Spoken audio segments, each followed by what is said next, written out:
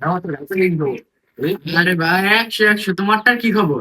100 ভাই। তোমার তোরটার কি অবস্থা? আরে আমার তো ভরপুর বেটা, আমার চিল্লা এবার বলে আমরা বুঝিস না আমার আরে মামা আমার তোর কথা কইছি না, আমার পুরো ভয় হয়ে রয়েছে। আরে তোরটার কি অবস্থা তোর? এই দিকে আইলে ডাক টাকা দিলি না? তুই আসিলি কই রে? আমরা তো ওটাই দিকে আসলাম, আমরা এদিকে দিকে আছি। তোরে মেসেজ দিলে সিন করস না, ফোন দিলে ধরস না। খোঁজ খবর নাই। এই তো 100 কই গেছিস তুই? কইতে আসলি? আরে বেটা কোচিং ছিল, কোচিং ভাঙ মেরে আসলাম, আমি বাসায় যেতেছি। কি রে এই টাইমে বাসায়? আরে তোর হচ্ছে আব্বাই কালকে বাইক কিনে দিয়েছে না, বাইক নিয়ে তোর হচ্ছে ঘুরতে যাবো।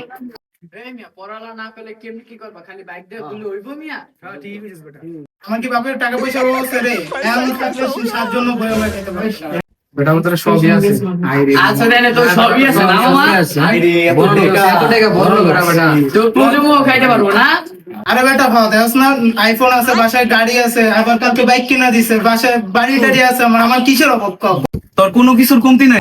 কমতি কিসের বেটা? গাড়ি আছে, বাড়ি আছে। না আছে।